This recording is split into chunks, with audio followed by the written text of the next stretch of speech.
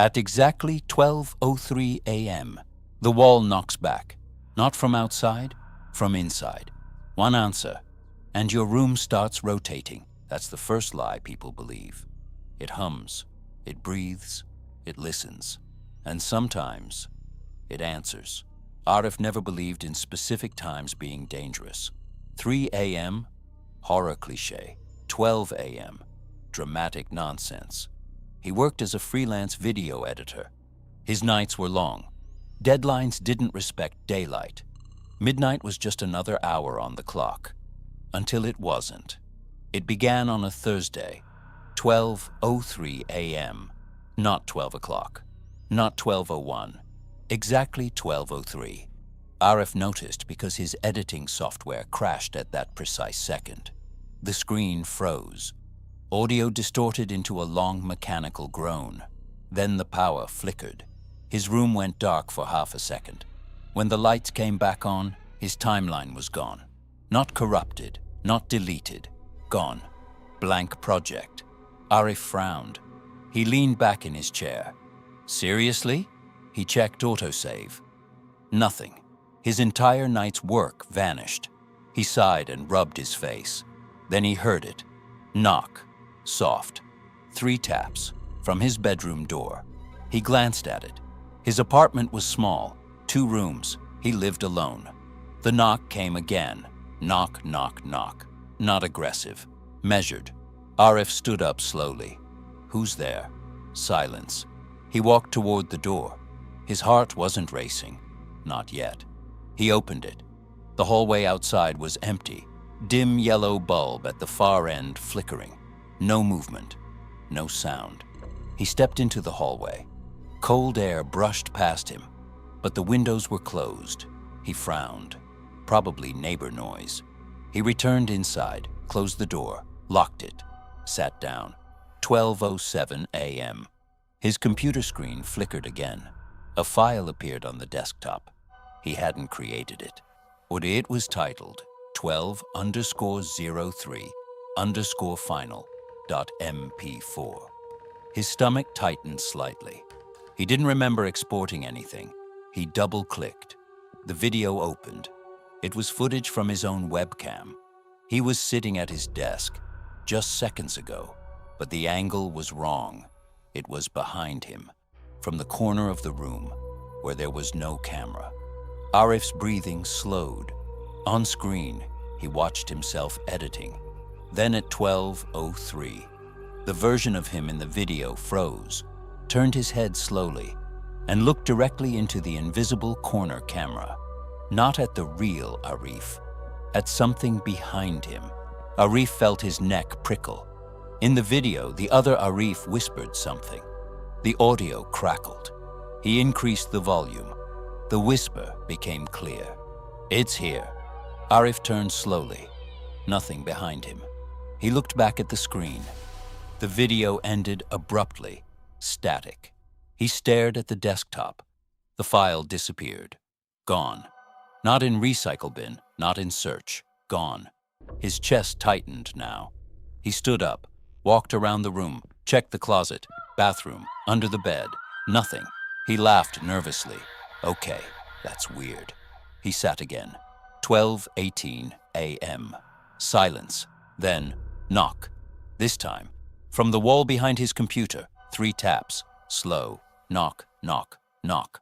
Arif's blood ran cold. His apartment wall backed onto another apartment. But that side was empty, vacant. The landlord told him it had been empty for months. The knock came again, closer. Not from behind the wall, from inside it. Arif stood slowly, pressed his ear to the wall. Cold, too cold. Then, a whisper, faint, muffled. Arif. He jerked back violently. His name. He swallowed. Who is this? He said, shakily. Silence. Then, scraping, like fingernails dragging across concrete. Slow, deliberate, drawing something. He stared at the wall. A faint crack began forming, hairline at first, then spreading outward like a spiderweb. Arif stepped back. The crack widened. Plaster dust fell to the floor. From within the crack, darkness, not shadow. Darkness like a hole cut into space. He stumbled backward, hitting his desk. The crack split further. A thin line of black. Then 3 knocks from inside the crack. Knock, knock, knock. Arif's heart pounded violently. He grabbed his phone. No signal. Wi-Fi gone. Battery at 2%. It had been 67%. The crack widened suddenly, and through it, a hand pushed out. Not solid, not transparent, just absence shaped like fingers, reaching. Slowly, Arif screamed and grabbed the nearest object, a metal desk lamp, and hurled it at the wall. The lamp passed through the crack and vanished. Not fell, not broke, vanished. The hand paused, then withdrew. The crack sealed instantly, as if it had never existed. The wall looked normal, smooth, silent. Arif stood trembling, sweat dripping down his neck. His phone died in his hand. Total darkness. The lights flickered once, then came back on. 12:33 a.m. Everything normal. The wall solid. The lamp back on the desk, undamaged. Arif's breathing was shallow. He touched the wall. Warm, unbroken. He laughed weakly. Sleep deprivation. He turned back toward his computer and froze. The screen showed live webcam footage again, but not from the corner, from inside the wall. A narrow perspective, like looking through a crack, watching him. The timestamp read 12:03 a.m., looping. In the footage, he stood at the wall, staring at it. Then, he leaned forward, placed his hand against it, and said clearly, "Let me in." Arif staggered backward. "I never said that." The video version of him smiled faintly, then leaned into the wall and melted through it. The screen went black. Arif's throat closed. Behind him, knock, knock, knock, from the wall again, but softer, inviting. He backed away slowly. No, the knock came again. Knock, knock, knock. He covered his ears. It's not real. The wall vibrated slightly. The paint began peeling. Underneath, something was carved. Letters, faint, forming slowly. A RIF, his name, carved from inside outward. He stumbled toward the door. He tried to unlock it. The knob wouldn't turn. It was stuck. He pulled harder. Nothing. He looked back.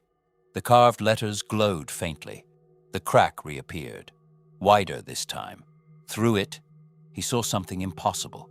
Another room, identical to his, but darker. And inside it, another Arif, standing, watching. The other Arif raised his hand slowly and knocked on his side of the wall. Knock, knock, knock. The sound echoed in perfect sync. The real Arif's knees weakened. This isn't happening. The other Arif smiled slowly, then spoke, but no sound came through. The cracks widened further. Plaster fell like snow. The other Arif leaned closer to the opening. His eyes were wrong, too deep, too empty. He mouthed the words clearly. "It's your turn." The lights flickered violently. The crack expanded, so the two rooms nearly touching. The other Arif reached through, his hand grabbing Arif's wrist. Ice cold. Arif screamed. He tried pulling away. The grip tightened. The other Arif whispered, "You answered." Arif's mind flashed back. The first knock. The hallway. He opened the door. He had answered. The other Arif pulled harder. The crack swallowing the wall.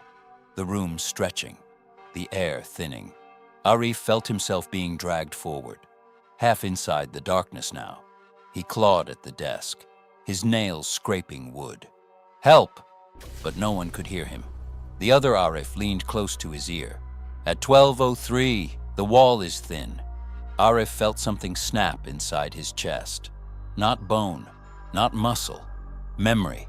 His childhood home flickered in his mind, then blurred. His mother's face, unclear. His own reflection, distorted. The other Arif pulled again. The room twisted violently, and then Everything went black. When Arif opened his eyes, it was morning, sunlight, birds outside, silence. He lay on the floor, alone, the wall intact, no cracks, no carvings. He sat up slowly, breathing heavy. He looked at his computer. On the desktop, one file, 12_03_final.mp4. His hands trembled as he opened it. The video showed his room, empty, at 12:03 a.m. Then, a knock from inside the wall and a whisper. Almost. The screen cut to static. Arif closed the laptop slowly. His reflection in the dark screen lingered a second too long, then smiled, not in sync with him, and disappeared. The clock on his wall ticked forward. 11:58 p.m. He stared. Impossible. It was morning seconds ago. The second hand moved. 11:59. The lights dimmed slightly. The air grew colder. Arif's heart began racing. 1200. He stepped back. 12:01. The wall felt thinner. 12:02. He heard breathing from inside the wall. 12:03. Knock, knock, knock.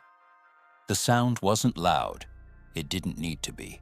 It carried weight, like something deliberate, patient, certain it would eventually be answered. Arif stood frozen in the middle of his bedroom. The clock glowed red on the wall. 12:03. Exactly. His breath came shallow and uneven. The wall behind his desk looked normal, paint intact, no cracks, no carving of his name. But he could feel it, the thinness. Like the air there wasn't solid anymore. Like pressing your hand against plastic wrap stretched too tight. The knock came again. Knock, knock, knock. Closer this time. Not from deep within the wall, from the surface. As if someone stood just inches away on the other side. Arif swallowed. He whispered, "I'm not answering." The room didn't respond, but something changed. The air pressure shifted. His ears popped.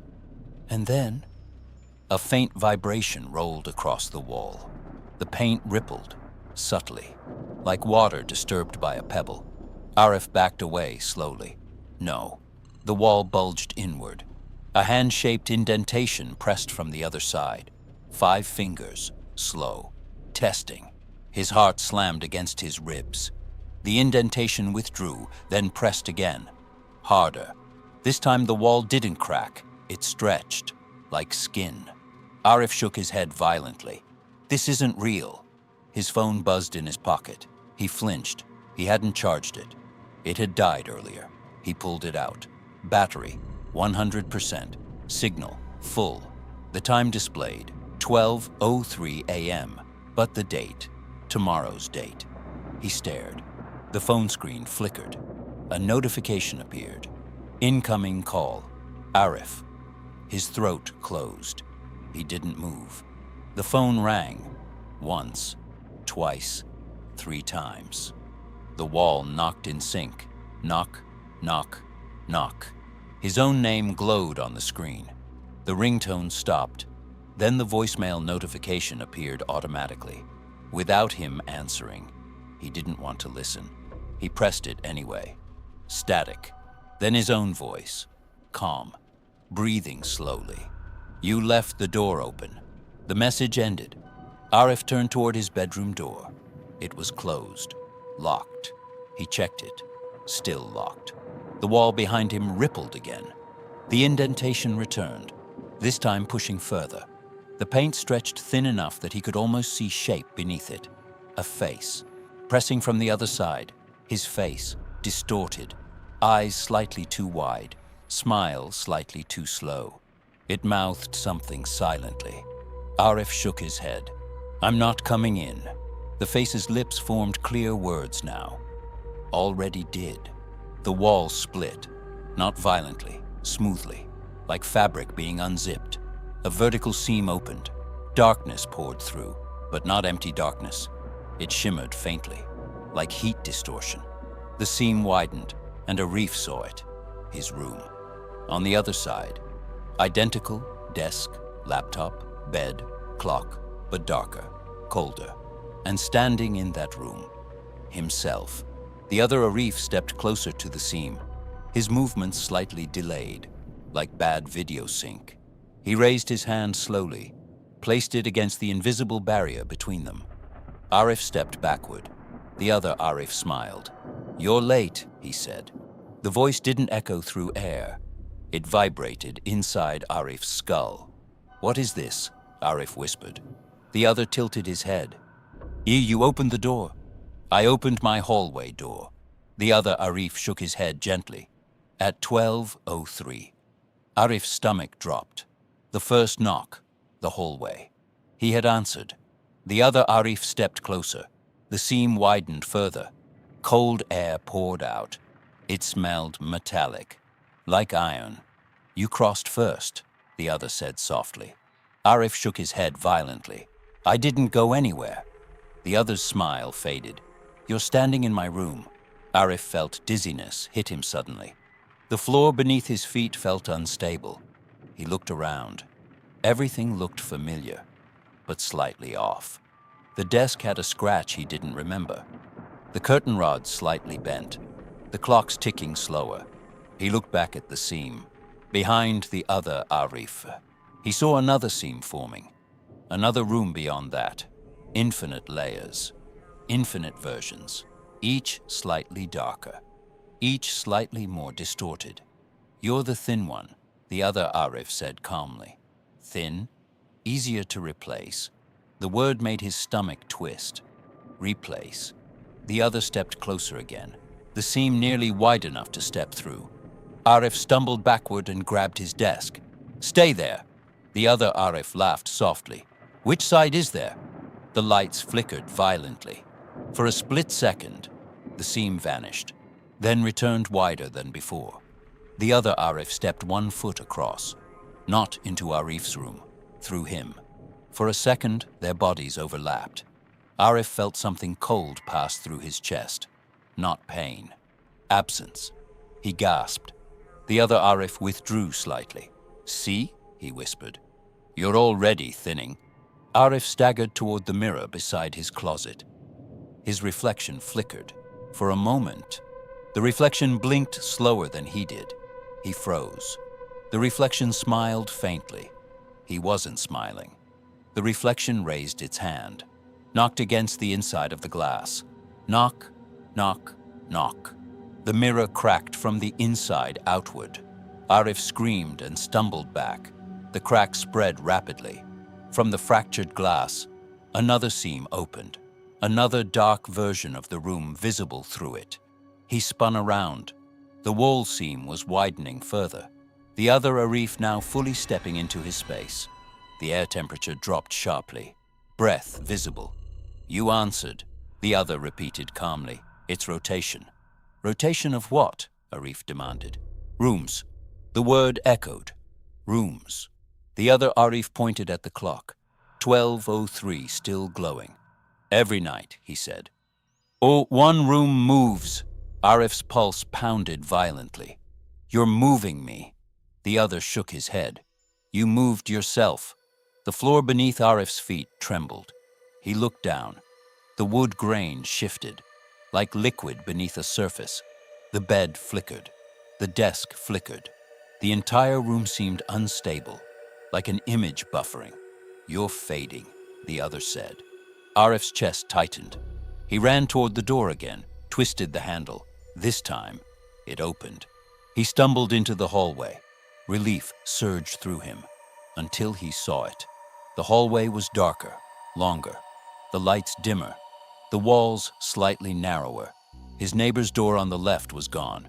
Instead, there was another seam in the wall, vertical, breathing slowly. He turned back. His bedroom door was no longer his. The number plate read 12:03, not his apartment number. His heart pounded violently. No, behind him, knock, knock, knock, from inside the door. The other Arif's voice came through the wood. "Don't leave yet." Arif stumbled down the hallway. Each step felt heavier. the floor slightly soft beneath his feet. He reached the stairwell, opened the door. Inside, darkness, no stairs visible, only faint outlines descending infinitely. From below, 3 knocks echoed upward. Knock, knock, knock. He backed away. The hallway lights flickered violently. All the doors along the corridor began vibrating, in sync. Knock, knock, knock. He realized something slowly. Each apartment was a room. Each room had its own 1203, its own thin moment. The rotation wasn't just his, it was structural. The building wasn't haunted, it was layered. Rooms shifting between versions. And once you answered, you entered rotation. He turned back toward his door. The other Arif stepped into the hallway, calm, composed. "You can't outrun it," he said gently. Arif's chest heaved. "What happens when rotation finishes?" The other smiled faintly. "You settle." "Where?" The other tilted his head. "In the wall." The words hit him like ice. "You become the knock." The hallway lights went out completely. Total darkness. Arif felt something brush his shoulder. Cold. He spun. Nothing visible. Then, his phone screen lit up in his hand. He didn't remember holding it. On screen, live camera feed of the hallway. From behind him, he saw himself standing there, facing nothing. But behind the camera, another Arif, holding the phone, filming him. Arif's stomach twisted violently. The live feed version smiled faintly. "Time," it whispered. The hallway began narrowing, walls bending inward slowly, like a throat closing. Arif ran toward his door. The other Arif didn't chase. He just watched. The door to apartment 1203 loomed ahead. Arif burst through it, back into the room, but it wasn't his room anymore. The furniture was slightly rearranged. The clock hung crooked. The desk was older, dustier. The seam in the wall was gone, the mirror intact. But the reflection was not him. The reflection was the other Arif, standing calmly, watching him. "Switch complete," the reflection whispered. Arif turned around. The door had vanished, only wall. Solid. He ran to where it should be, pounded on it. Nothing. The reflection stepped forward inside the mirror, pressed its hand against the glass. "You're inside now." Arif shook his head violently. "No." The room felt smaller, colder. He heard footsteps outside the wall, faint. Then, knock, knock, knock. From the other side, his side, he froze. The knocking came again. Knock, knock, knock. And he heard a voice through the wall, his own voice. "Who's there?" The realization hit him like a falling weight. The version outside was the new him, and he was becoming the one inside the wall. The vacancy rotated, not stealing randomly, replacing in sequence. The one inside always tried to come out. The one outside always answered. Arif stumbled toward the wall, pressed his palm against it. Cold, too cold. On the other side, he heard himself say softly, "I'm not answering." Arif felt desperation rise violently in his chest. He pounded the wall. "Don't open it." But his voice came out muffled, distant, thin. The knocking stopped. Silence. Then, his outside self spoke calmly. "Who is it?" Arif's breath stopped.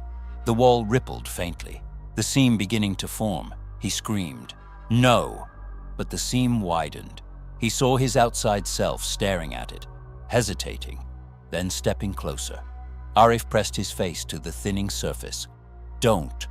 The outside Arif reached toward the seam and touched it. The wall convulsed violently. The room twisted. Arif felt himself pulled backward into darkness. The reflection in the mirror shattered outward, fragments flying, each shard showing a different version of him, smiling or knocking, waiting. The world folded inward, and then black. Arif woke up standing inside his room. Normal. Sunlight streaming through the window. Birds outside. He gasped. The wall solid. Door present. Clock reading 8:14 a.m. He staggered toward the mirror. His reflection blinked in sync. No delay, no smile. He laughed shakily. It was a dream. He turned toward his computer. On the desktop, one file. Rotation, _log.mp4. His hands trembled as he opened it. The video showed his room. At 12:03 a.m. The wall splitting, him stepping through, and another version stepping out. The timestamp in the corner read, Cycle 27 complete. The video ended. Arif's breathing slowed dangerously. Cycle 27. He looked at the clock. It flickered. 8:14 a.m. became 11:58 p.m. The room darkened slowly. The air thinned. His phone vibrated. Notification. Cycle 28. Initializing. The second hand moved. 11:59. From inside the wall. He heard it, breathing. Then, knock, knock, knock. The air inside Arif's room thickened like something invisible had entered and was taking up space. The clock ticked once. 11:59:30. His phone screen glowed faintly in his hand. Cycle 28. Initializing. His reflection in the mirror stood perfectly still. Too still. He moved his head slightly. The reflection followed. Normal. But the silence in the room wasn't normal. It wasn't quiet. It was waiting. 11:59:58. Arif stepped back from the wall. He whispered, "Not again." 11:59:59. The lights dimmed. 12 a.m. Nothing happened. For 3 full seconds. Then the temperature dropped sharply. 12:01. The air pressure changed. His ears popped. 12:02. A low vibration ran through the floor beneath his feet. And then 12:03. Knock, knock, knock. Not from the wall this time. From below, from the floor. Arif froze. The sound echoed upward from beneath the building, as if something was knocking from underground. He slowly stepped backward.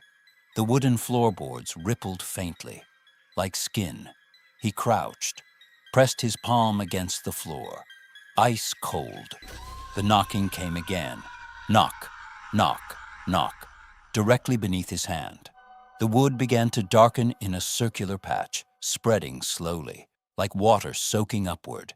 Then, a thin crack formed between 2 planks. Blackness visible between them. Not dirt, not concrete, just empty depth. Arif scrambled backward. No! The crack widened smoothly, the floorboards bending outward like lips parting, revealing a dark vertical shaft descending into nothing. From within, he saw faint light flickering, as if from other rooms, other apartments, stacked downward infinitely. He leaned closer despite himself and saw something impossible.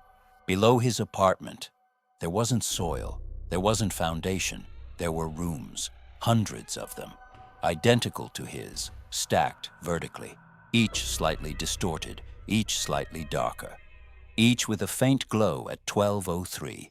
The building had no foundation. It was layered endlessly downward, room under room under room, like a spine of repeating spaces. His breath hitched. "This isn't possible." A voice answered from below, calm, familiar. "It doesn't need to be possible." Arif leaned further.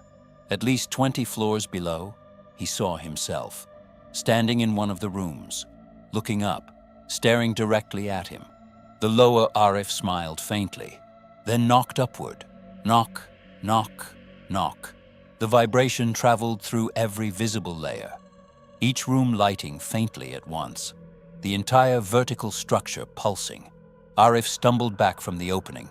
The floor crack widened further, boards peeling aside smoothly, the shaft now wide enough to step into.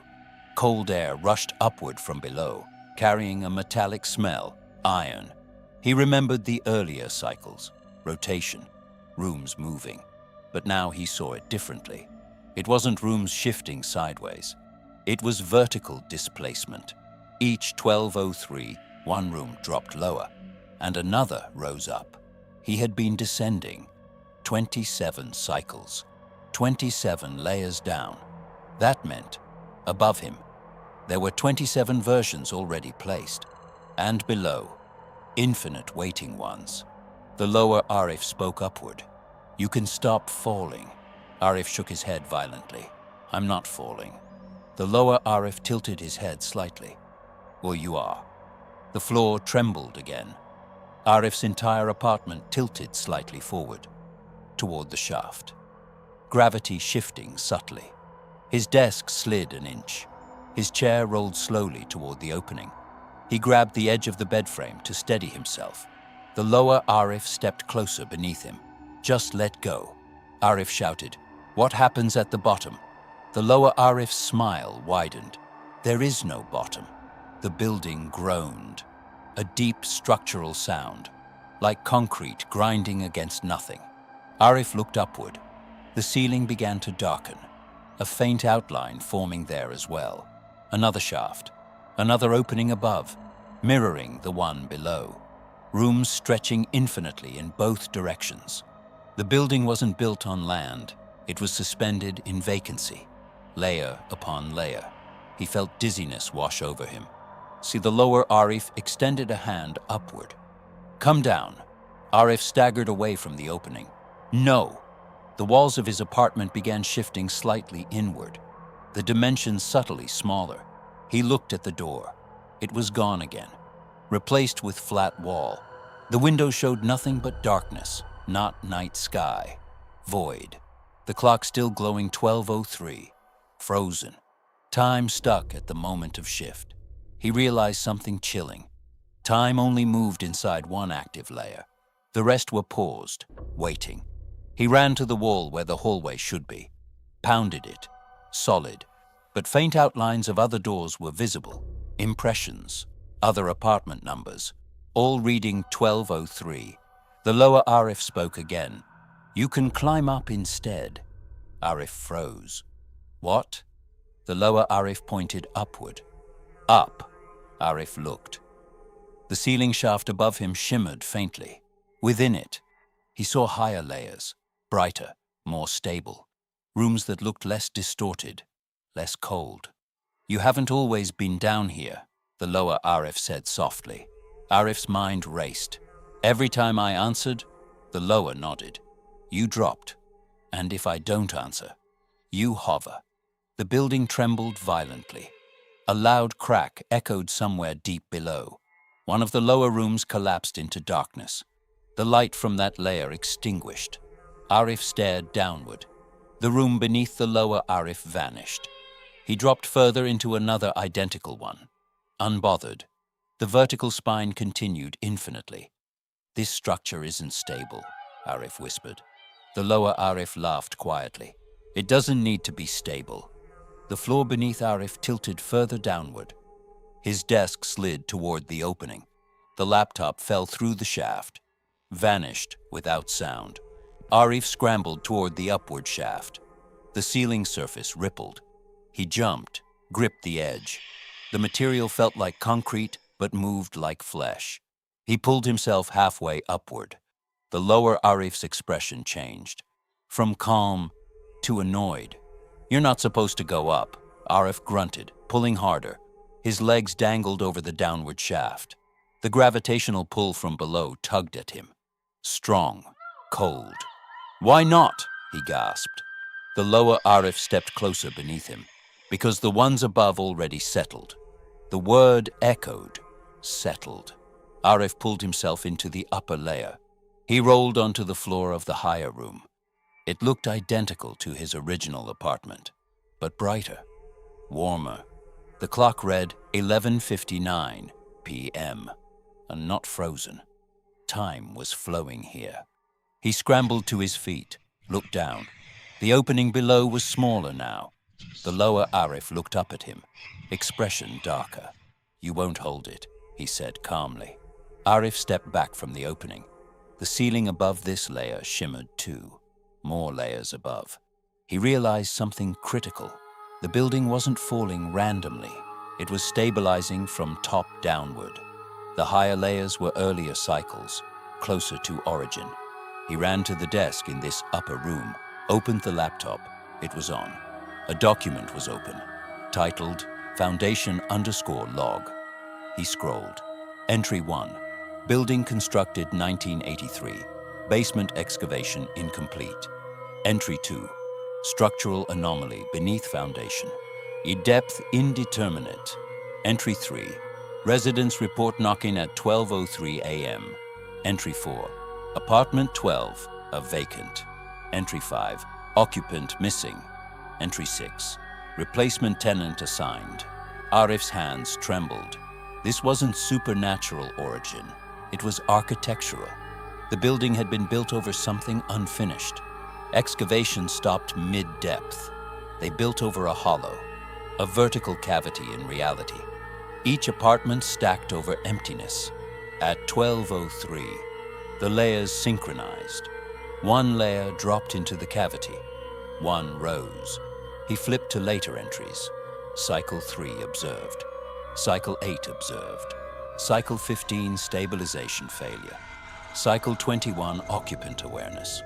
Cycle 27 structural thinning. Arif's breath caught. He was not the first aware. There had been others. He scrolled further. Only solution.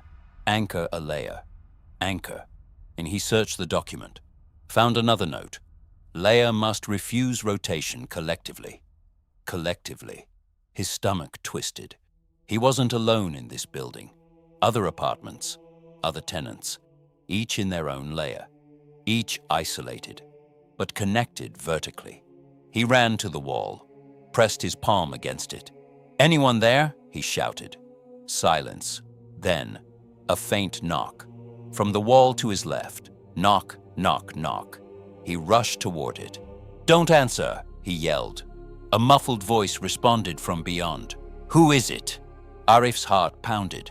"No." The wall rippled. A seam forming in the neighboring layer. The rotation beginning. The building groaned. The layer beneath him began to sink again. The lower Arif reappeared in the opening. "You can't stop others," he said calmly. "You can only choose your direction." Arif looked upward. Infinite layers. Downward. Infinite layers. He realized the truth. This wasn't about escaping. It was about stabilization. He ran back to the laptop, typed frantically. He edited the foundation_log file. Added one line. "Do not answer at 12:03. He saved it. The screen flickered. The text shimmered. He opened the window. Outside, instead of city, he saw stacked rooms extending outward in all directions. The building was not in a city. It was inside itself. A vertical loop. He shouted into the open air. "Don't answer!" The sound echoed through infinite layers. Knocking responded from multiple levels, some answering, some silent. The building trembled violently, layers dropping, rising, collapsing. The upper shaft above him began narrowing, stability weakening. The lower Arif's expression shifted, from calm to irritated. "You're disrupting alignment." Arif turned toward him. "Good." The lower Arif stepped closer to the upward opening. "If too many refuse," he said softly, "the structure tears." Arif froze. "What happens then?" The lower Arif smiled slowly. "It falls entirely." Arif looked around. The walls cracking faintly, the floor vibrating, the layers losing sync. He had two choices. Let rotation continue, or destabilize everything. If the building collapsed, would it free them or erase them? The clock ticked toward 12:04. Time was moving here. He had seconds. The knocking echoed from all directions now. Some doors opening, some refusing. The vertical shaft shook violently. The lower Arif looked almost uncertain now. "Choose," he said. So Arif stepped toward the edge, looked down infinite layers, looked up infinite layers. Then he did something neither direction expected. He jumped sideways. through the wall. The concrete rippled as he passed through. He entered the neighboring layer. The tenant there screamed. Arif grabbed him. "Don't answer at 12:03. The clock ticked to 12:03 in that room. Knock, knock, knock. The tenant froze. Arif held his gaze. "Don't." The tenant hesitated. The knocking repeated. Arif felt the building strain. If this layer held, the structure would misalign. The tenant shook his head. "I won't." Silence. The knock stopped. The entire building convulsed violently. Layers misaligned. Some dropped unexpectedly. Some rose. The vertical shaft twisted like a spine breaking. The lower Arif screamed in frustration below. Then the upper layers flickered. The room Arif stood in cracked along its edges. The structure could not rotate cleanly. Something snapped. A deafening tear echoed through the building. The vertical shaft collapsed inward. Rooms falling into each other. Walls dissolving. Ceilings shattering. The entire infinite structure folding in on itself. Arif felt weightlessness, falling, not down, not up, sideways, through layers, through versions, through himself. He saw dozens of Arifs flash past, some knocking, some answering, some silent. Then, everything went white. When he opened his eyes, he was lying on a sidewalk, outside a demolished building, morning light, dust in the air, construction equipment nearby. A man stood over him. "Hey, you okay?" Arif blinked slowly. He looked around. On the apartment building was gone, reduced to rubble. A sign read, "Demolition complete." He staggered to his feet. "What happened?" he asked weakly. The man shrugged.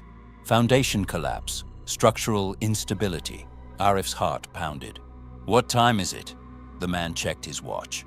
12:02 p.m. Arif's breath caught. He looked at his phone. The time read 12:02. The second hand ticked. 12:03. Silence. No knock. No vibration. Just wind. Arif exhaled slowly. The building was gone. The layers destroyed. He stepped away from the rubble. Relief creeping in. Then, his phone vibrated. Notification. Cycle reset pending. He froze. The ground beneath his feet felt slightly hollow, very slightly. And somewhere deep beneath the earth, he heard it. Faint, almost inaudible. Knock, knock, knock. The knock did not stop with the building.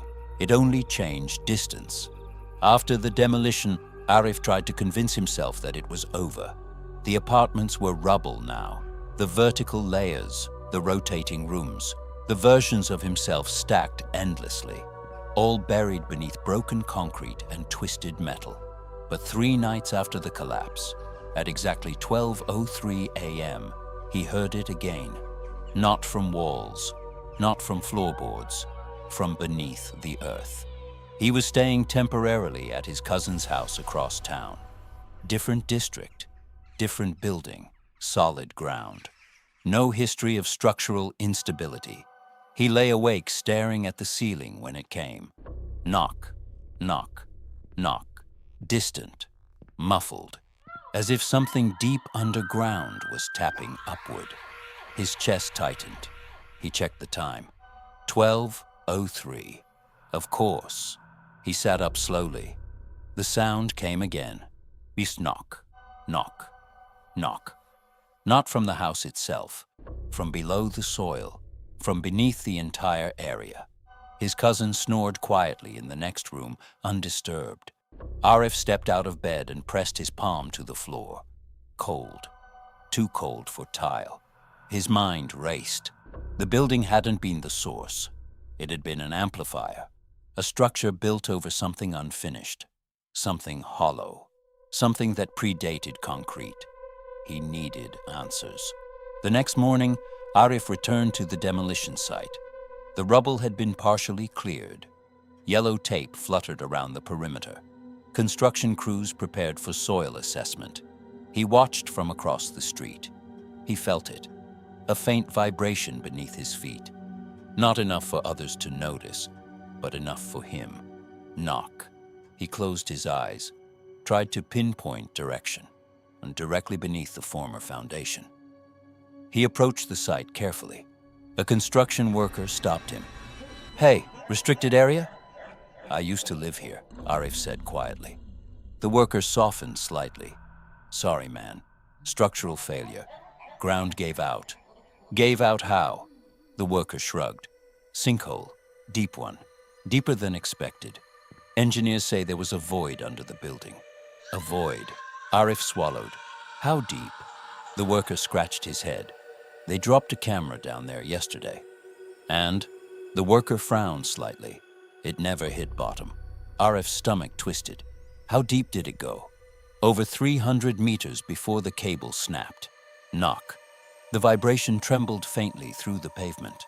Arif felt it through his shoes. The worker blinked. "Feel that?" Arif froze. "You felt it too?" The worker frowned. Probably heavy trucks nearby. But there were no trucks, only still air. The ground beneath the rubble trembled again. Knock, knock, knock. This time, slightly louder. Arif stepped back slowly. He knew. The building hadn't created the cycle, it had revealed it. He needed to see the hole. By late afternoon, the crew had paused excavation. Arif slipped past the tape when no one was looking. The central pit where the foundation had collapsed was partially exposed. A jagged opening in the earth. Concrete slabs broken inward. He approached the edge carefully and looked down. Darkness, not just shadow. A vertical shaft, perfectly cylindrical, smooth. Not carved by collapse, not random, deliberate. He felt the air rising from it, cold, metallic, like iron and dust. Knock. The sound traveled upward from deep within. He leaned further. The shaft wasn't natural. The sides were too uniform, like something had been drilled down or bored upward. He crouched and threw a small piece of concrete into it. He waited.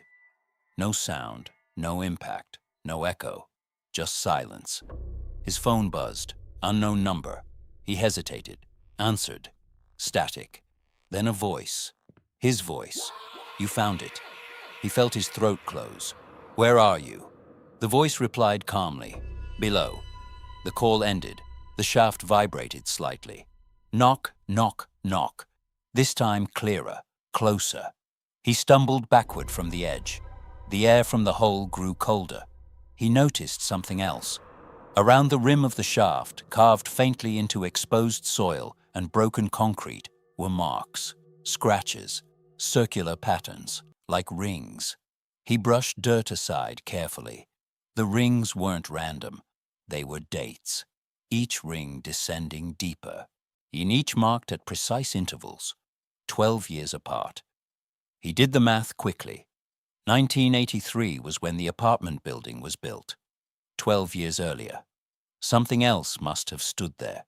He needed records. That evening, Arif went to the city archive office. The building records were old, dusty, barely digitized. He searched the address. The apartment building was indeed constructed in 1983. Before that, the lot had been vacant.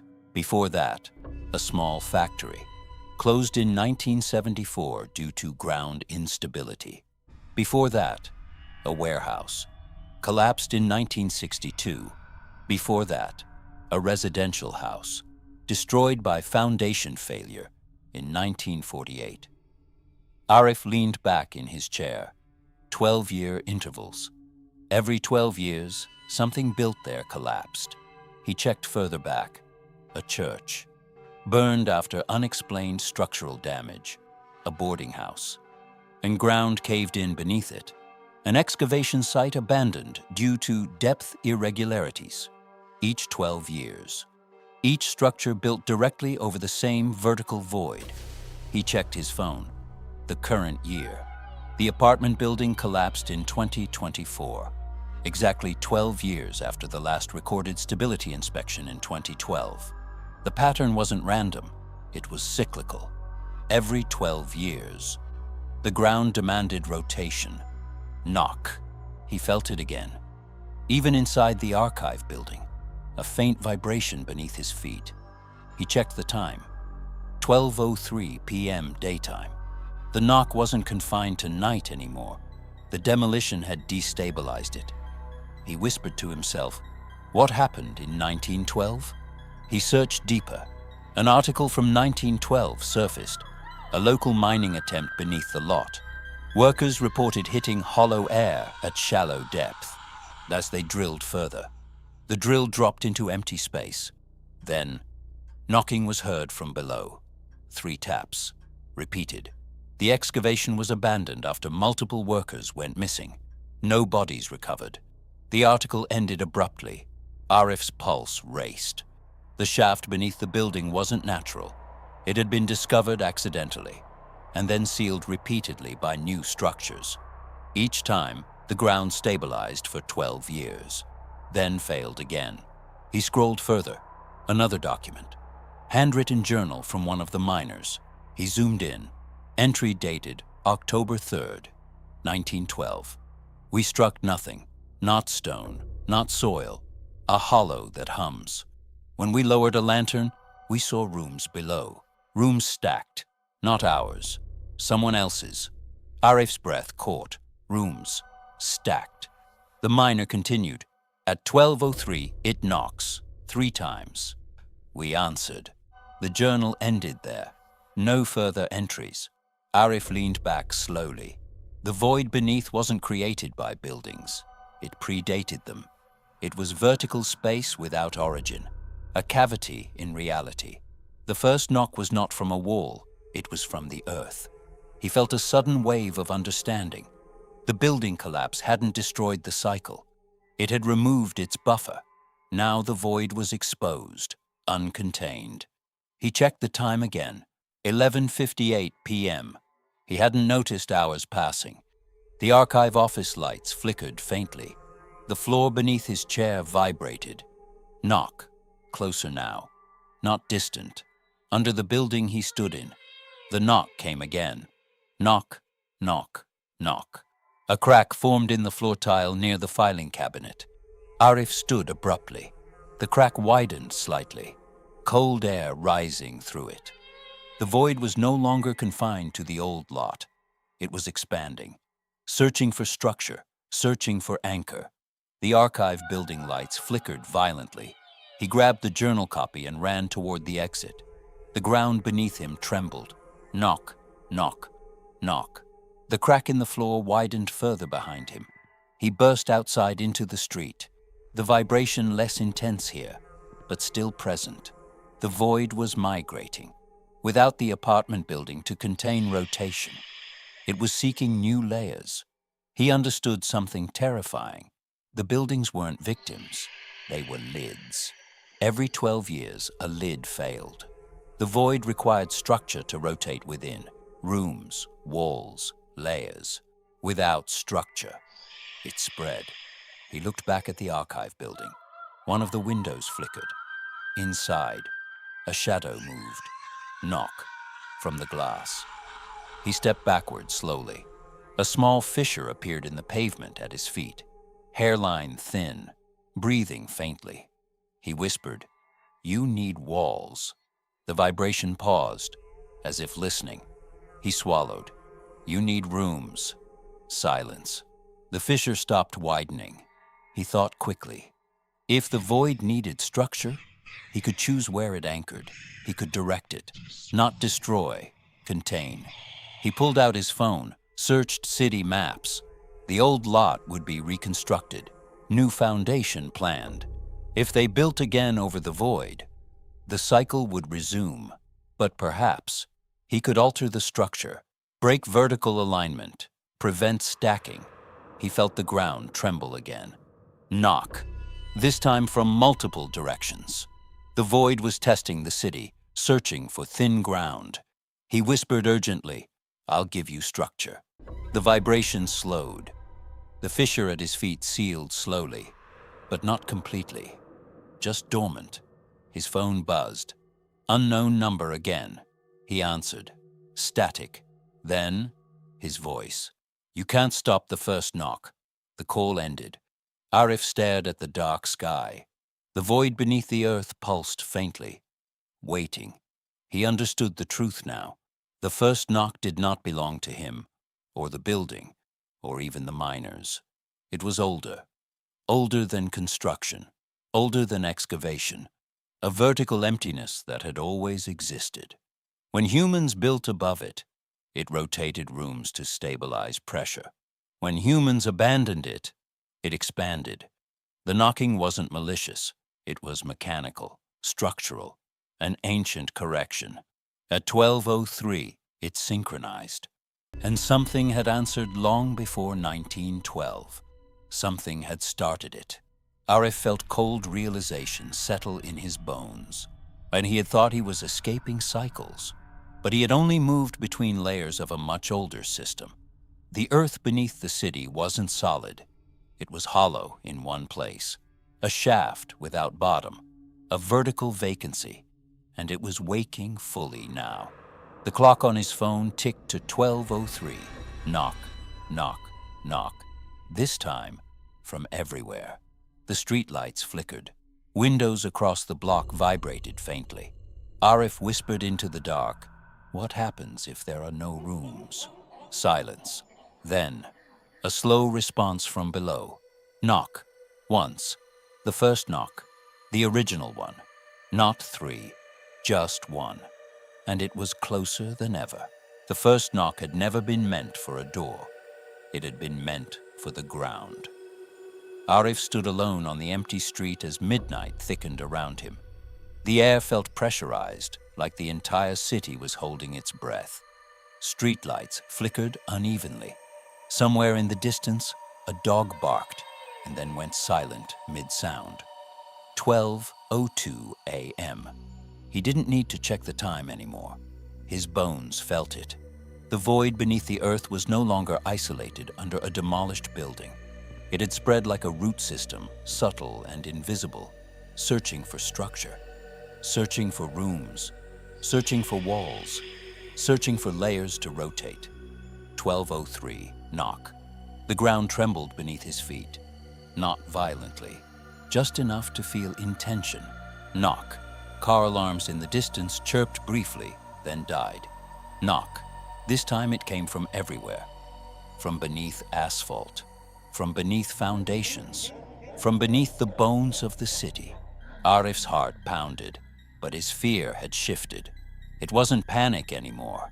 It was comprehension. The void wasn't trying to invade. It was trying to stabilize. Without vertical structure, it was unstable.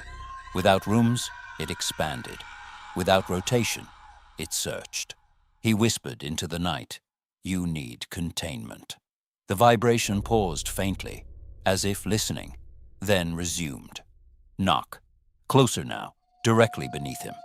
The pavement split open in a thin, clean line at his feet. Not jagged, not explosive, smooth, like a seam opening in fabric. Cold air rushed upward. He stepped back as the crack widened slowly into a circular opening. The shaft. The same perfect cylindrical void. But now, it was forming beneath open sky. No building above it. No lid. The earth around it began crumbling inward. Cars parked nearby slid slightly toward it. Windows across the street shattered in unison. Knock. From deep below, Arif stepped to the edge and looked down. He expected darkness. Instead, he saw layers, but not rooms. The layers were forming, incomplete, shadows of future rooms, unstable geometry. The void was trying to build, trying to create vertical stacking without walls. It needed structure to prevent collapse, and without it, it would drag the city downward until it found enough weight. His phone vibrated. Unknown number. He answered without hesitation, static. Then his voice, but older, calmer. "You can anchor it." "How?" Arif whispered. "Choose the lid." The call ended. He looked around. The city block trembled. Another fissure opened 20 meters away, then another. The ground was perforating. If left unchecked, entire neighborhoods would sink. He realized the pattern. Every 12 years, humans built a structure heavy enough to seal the void temporarily. But they never built intentionally. They built blindly. He had knowledge now. He had seen the layers. He understood rotation. The void wasn't evil. It was structural pressure, like a lung, like a piston. At 12:03, it synchronized. Without controlled rotation, it destabilized. He whispered, "I can give you structure." The tremor softened slightly, but the shaft beneath him widened further. He needed something heavy, something layered, something vertical, something that would align deliberately. He looked across the street at the skeletal steel frame of a new commercial tower under construction. 20 floors high, bare beams, open floors, and empty rooms waiting to be formed. He ran. The ground cracked behind him. Cars slid into forming shafts. Sirens wailed in the distance. People shouted. The tremor intensified. Knock. He reached the construction site. The steel skeleton groaned faintly under shifting ground. He looked up at it. Vertical, layered, empty floors ready for partition. If he entered it, if he reached the highest point, if he synchronized it at 12:03, he could choose the anchor layer. The clock on his phone read 12:04. The knock came again. Knock. But this time, not synchronized, irregular. The void was destabilizing faster. He ran up the unfinished stairwell. Each step rattled beneath him. The steel beams vibrated. He climbed higher. 5 floors. 10 floors. The tremors worsened. The city lights flickered violently. From above, he saw more fissures forming across rooftops. The void was spreading outward, searching for mass. He reached the top floor. Open air. Wind whipping violently around the skeletal beams. He stood at the center of the frame, closed his eyes. He imagined rooms forming, stacked intentionally, aligned. He pictured each floor partitioned evenly, identical, structured. He whispered, "Rotate here." The ground below roared. A massive crack tore across the street. Buildings tilted slightly. The steel beneath his feet shuddered violently. Knock, this time, from directly below the tower. The shaft beneath the city shifted, redirecting. He felt it. The void was aligning beneath the new structure. He looked at his phone. 12:06. He had 1 minute. He needed to synchronize deliberately. The void rotated at 12:03. He needed to reset the cycle. He shouted into the wind, 3 knocks! The steel vibrated. Knock. Once. He stomped his foot. Again. Knock. Twice.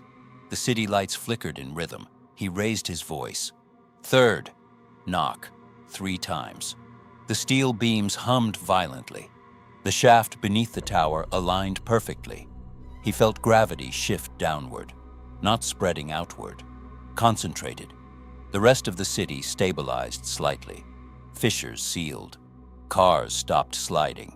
The tower shook violently as the void locked beneath it. But something unexpected happened. The steel frame was incomplete. Not enough weight. Not enough rooms yet. The void required more mass. The tower groaned dangerously. He realized the terrible truth. It needed an anchor occupant, a stable layer, a fixed point, a first room. He was at the top layer. As if he became the first occupant, the rotation would center here. The building would stabilize, the city spared. But he would become the first layer, the base, the permanent lid, the first knock. His phone vibrated again. Message, anchor required. The ground below surged upward violently. The steel beams twisted. He grabbed a vertical support. Wind screaming around him. He looked down.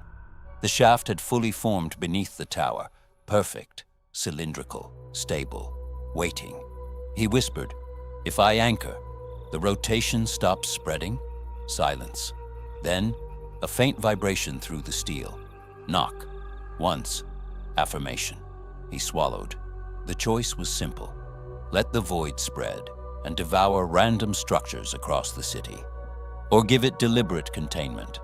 Be the first layer, the permanent 1203. He stepped toward the center of the unfinished floor. The steel beneath his feet softened slightly, like membrane. The air thickened. The wind stopped abruptly. The entire city seemed to pause. 1203 blinked on his phone. He whispered, "Rotate here." The steel beneath him opened smoothly, a circular seam forming, the shaft visible below, but not empty. Rooms were forming, perfectly aligned, identical floors, stacked downward infinitely, stable, ordered. The void had found alignment. He felt a pull downward, gentle, not violent. He closed his eyes. "I'll be the first." He stepped forward. The steel swallowed him. He fell, but not like before, not chaotic, not sideways, downward, through layers. Each room solidifying as he passed, walls forming, floors stabilizing, windows sealing. He reached the bottom layer, the base, the anchor. The room formed around him, complete, solid, concrete walls, single door. No windows, clock on the wall, 11:59. He stood alone in the base room. The shaft above extended infinitely upward, perfectly aligned floors, stable. The city above calmed. The tremors stopped. The fissures sealed. Sirens faded. The void was contained again. The clock ticked. 12 o'clock. The air felt neutral, balanced. 12:01. He heard faint footsteps above in the upper layers. Future tenants, future offices, unaware. 12:02. He felt the system align. Rotation prepared. 12:03. Knock. From above, not below. Knock. Knock. 3 perfect taps. The sound echoed downward through every layer, reaching him at the base. He understood now. The base does not answer, it receives. The knock ended. The rotation held steady. No collapse, no spreading, just alignment. He walked to the door of the base room. It had no handle, no knob. It was not meant to be opened. He placed his hand against it, cold, but stable. He whispered upward softly, "Don't answer." The sound traveled faintly through layers. Whether anyone heard, he didn't know. But the city above remained still. Days passed. He felt time normally here. No distortion, no shifting sideways. The system was stabilized, but he understood something else. Every 12 years, the structure would need reinforcement. The top layers would thin. The anchor would feel strain. He would feel it first. He sat on the floor beneath the clock, listening. Sometimes he heard faint knocks above, tenants opening doors, answering walls, small rotations within layers, but none destabilizing the whole. He had centralized it, contained it. One anchor, one void, one building. The city safe, but him permanent. One day, 12 years later, the clock on his wall read 11:58. He felt strain for the first time. Above him, new construction added floors, heavier, more layers. The anchor trembled slightly. He looked at the clock, 11:59. He whispered to himself, another lid.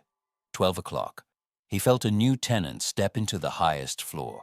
12:01. The system adjusted. 12:02. He heard a voice faintly from far above. "Who's there?" 12:03. Knock, knock, knock. The sound traveled downward, perfectly aligned, stable, contained. Arif closed his eyes. He didn't answer.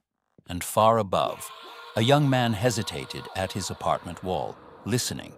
The knock did not repeat. The building remained still. The void remained aligned. The earth did not open. But somewhere, deep at the base, Arif felt something shift slightly. A hairline crack forming in the concrete beside him. Small and almost invisible. He touched it gently. Cold air seeped through. The void beneath the anchor had depth beyond measure. And he understood the final truth. Containment is not destruction. Rotation is not ending. The first knock always waits. And someday, someone above may answer. The clock ticked softly. 11:58. The cycle continues. Knock.